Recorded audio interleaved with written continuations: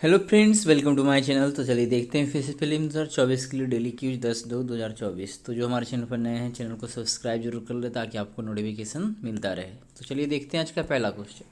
तो पहला क्वेश्चन आपको यहाँ दिख रहा होगा कि हाल ही में खबरों में देखा गया वोल्ट टाइफून क्या है। ठीक है, तो चलिए डायरेक्ट आंसर देखते हैं। आंसर है ऑप्शन बी, चीनी राज्य प्रायोजित समूह अमेरिका के महत्वपूर्ण बुनियादी ढांचे को निशाना बना रहा है। ठीक है, तो आइए देखते हैं इसका डिस्क्रिप्शन।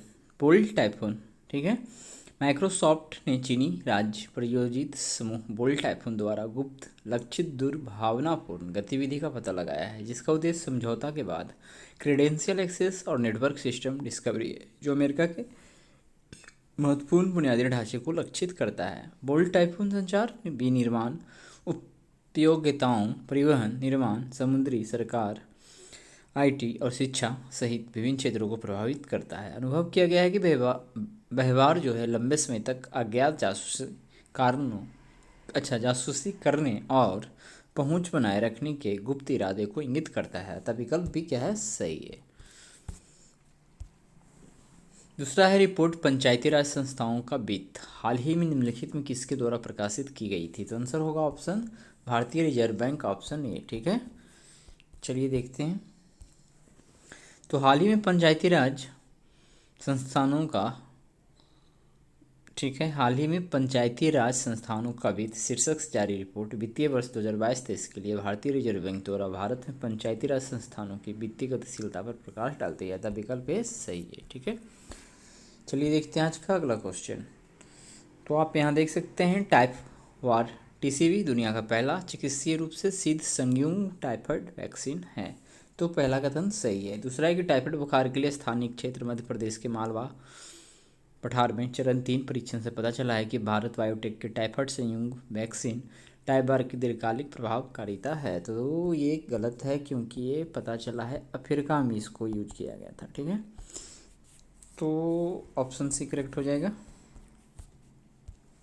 तो टाइप बार टीसीवी दुनिया का पहला चिकित्सीय रूप से सिद्ध संयुग्म टाइफाइड वैक्सीन है। ऐसा कथन एक सही है। हाल ही में टाइफाइड बुखार के लिए स्थानिक क्षेत्र मलावी अफ्रीका में किए गए, ठीक है, मालवा नहीं मलावी अफ्रीका में किए गए चरण 3 परीक्षण ने भारत बायोटेक के टाइफाइड कंजुगेट वैक्सीन टाइबार की दीर्घकालिक प्रभावकारिता का प्रदर्शन किया है। अध्ययन में सभी आयु वर्ग के बच्चों में टीके का प्रभाव देखा गया। ऐसा कथन दो गलत है।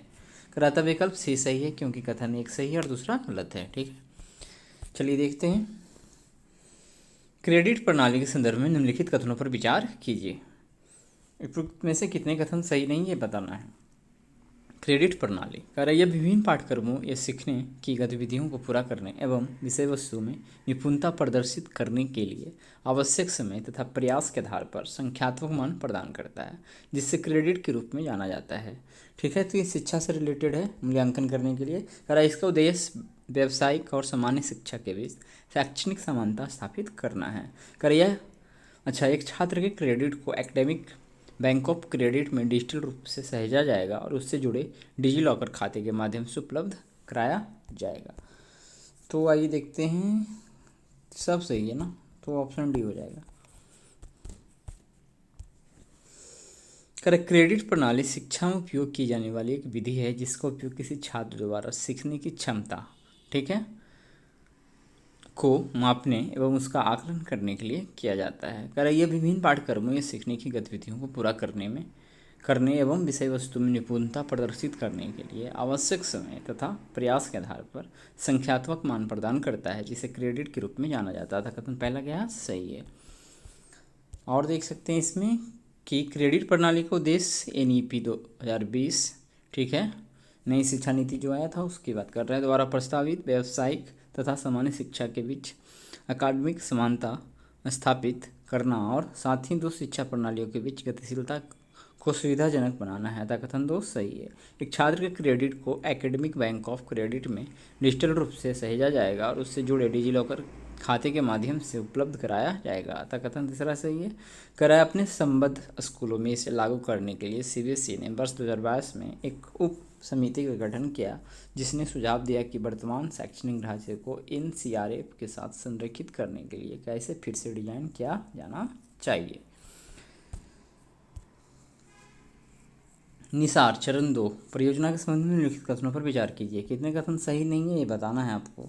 कर निसार का लक्ष्य व्यापक क्षेत्रों के उच्च सटीकता वाले डेटा प्रदान करके पृथ्वी संसाधन के अवलोकन में क्रांति लाना है, तो ये सही है। कर नासा और इसरो द्वारा, तो ये ठीक है, नासा और इसरो द्वारा ही है, संयुक्त रूप से 2024 में लॉन्च किए जाने के लिए प्रस्तावित स्पेसबॉर्न सिंथेटिक अपर्चर रडार का विकास किया जा रहा है। दूसरा गलत है, केवल 2 गलत है। ऑप्शन बी यहाँ पे होगा सही। कर रहे NASA ISRO synthetic aperture radar का चरण 2 रडार डेटा के माध्यम से बना बायोमास और कार्बन अनुविच्छन पर केंद्रित एक अत्याधुनिक अनुसंधान परियोजना है। हाल ही में Kerala university of fisheries and ocean studies ने इस परियोजना में भाग लेने की घोषणा की है। भारतीय अंतरिक्ष अनुसंधान संगठन तथा इसरो ठीक है, उसके बाद तथा निसार कार्यक्रम के प्रारंभिक चरण की सफलता के बाद इस सहयोग की घोषणा की गई है। पहला चरण विभिन्न क्षेत्रों में वन बायोमास की वास्तविकता से जुड़े डेटा के मानकीकरण पर केंद्रित था।